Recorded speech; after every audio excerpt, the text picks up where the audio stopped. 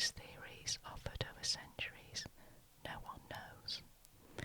Stonehenge is the most famous relic of prehistory in Europe and one of the best known, most contemplated monuments in the world, and we have no clear idea what the people who built it actually used it for. In the past, archaeologists sought to crack this enigma by wringing every fact they could from the stones themselves, subjecting the contours, marks, and even shadows to scrutiny. Recently, though, the search has led investigators farther afield, away from Stonehenge itself, to the remains of a nearby Neolithic village on the one hand, and on the other to a craggy mountain peak in southwestern Wales. While no definitive answer has yet emerged, these two very different searches in progress have stirred tantalisingly new possibilities. Stonehenge arose from a rich tradition of equally enigmatic structures, henges, circular banks of earth, paralleled by an internal ditch, earth barrows and mounds, circular timber structures, monoliths and circles, and horseshoes of stone were all common throughout Neolithic Britain and parts of continental Europe.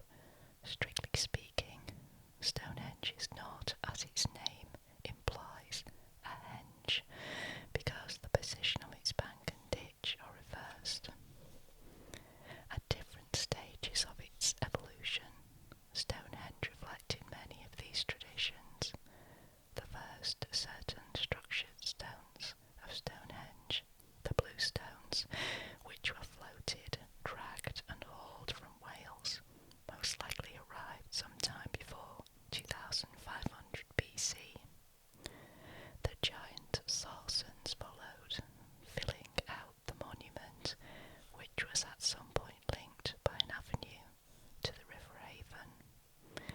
Stonehenge, then, is the culmination of a dynamic evolution. The pre-stone earthworks thrown up in grassland probably embodied different beliefs than the later monument of stone that was resolutely connected to water. Standing within the collapsed circles, it is not easy to make out the monument's original blueprint. Easier to imagine are the actions that lie behind it,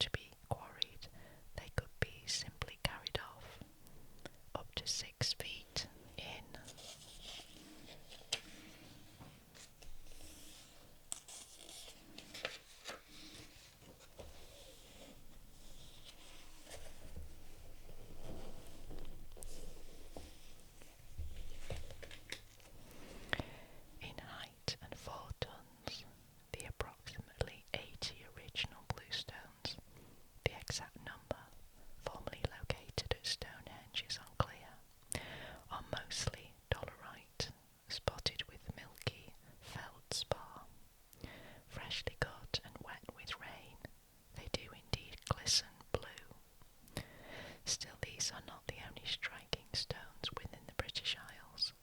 Why did they bring these stones 250 miles to build Stonehenge?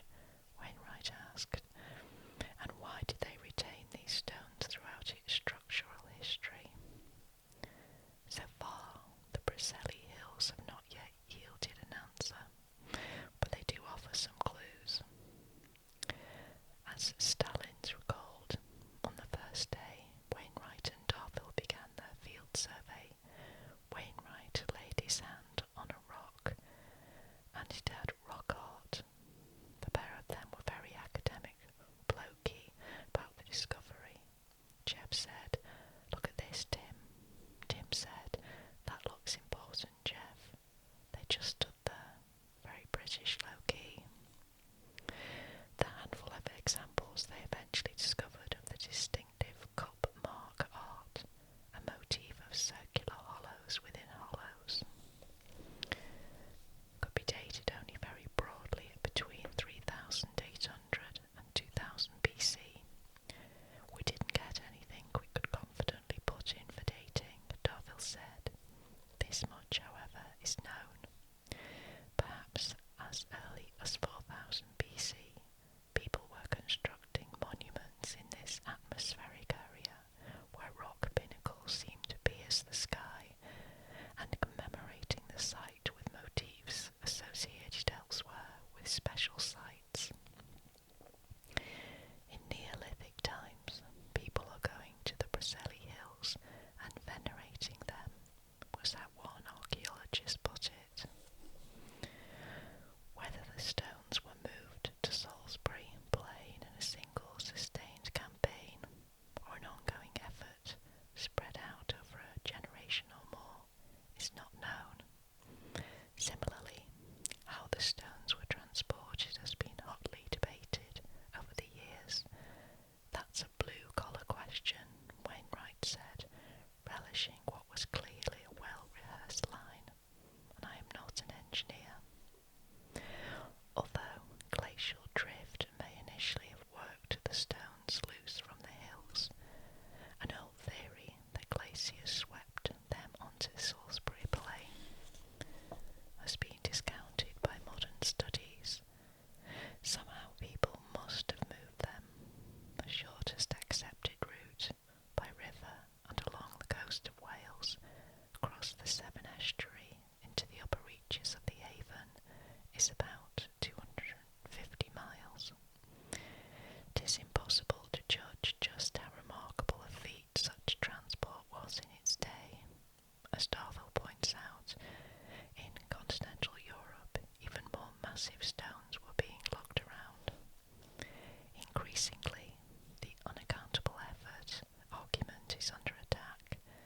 Darville said, "The great Menhir in Brittany, what does it weigh? 340 tons, something like that, and it was moved at least a few miles." Whether the stones were pulled by teams of men or oxen, on sleds with greased tracks, giant rollers of wood, or some other unsuspected means, Neolithic man evidently, as Darville said, had transportation sorted out. Archaeologists can only speculate about the significance of the bluestones. Carn Menin may have been a landmark charged with special meaning and a key overland route for trade or travel. Some claim the arrangement of the types of bluestone, dolerite, rhyolite and tuff at Stonehenge mirrors their natural arrangement on Carn Menin. Then again, perhaps the very effort of transporting the stones or their exotic nature was the point, a kind of statement of ability and power. Darville and Wainwright believe the answer lies in an old tradition. Writing in the 12th century AD, Geoffrey of Monmouth. Well, we know all about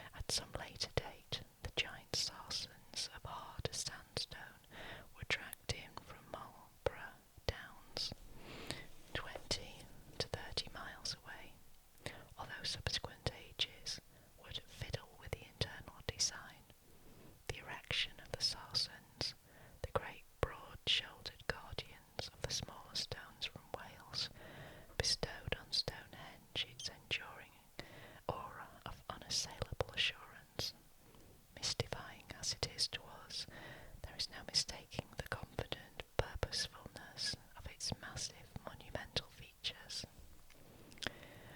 Studies conducted by Michael Allen, an expert in environmental archaeology, demonstrate that throughout the long period of Stonehenge's construction, people of the area carried on with the mundane tasks of their lives.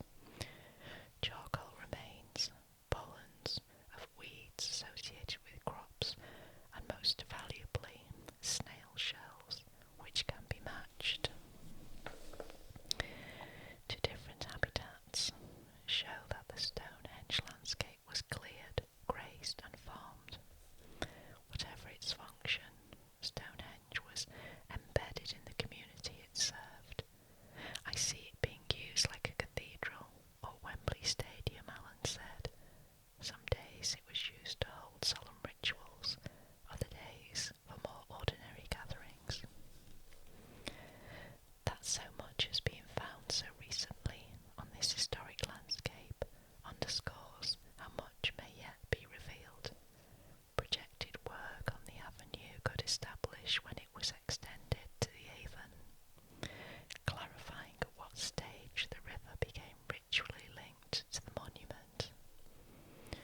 Cremation remains that were excavated and reburied at the monument as long ago as 1935 could benefit from rigorous new analysis with up-to-date technology. In April, Timothy Darville and Geoffrey Wainwright conducted a 2-week dig inside the stone circle, the first such excavation in decades, hoping to pin down when the bluestones arrived. Their planned re-examination of skeletal remains from the Stonehenge region may indicate whether a high percentage of the people had been in need of healing. Field work already underway in the Preseli Hills may yield datable burial finds, possibly shedding light on the significance of the Preseli stones. To all those who seek to read the meaning of Stonehenge in its stones, ritual texts from the dawn of history offer cautionary tales. Take, for example, a random late Bronze Age text of ritual practice from the Aluians, who lived in what is now Turkey between roughly 1700 BC and 800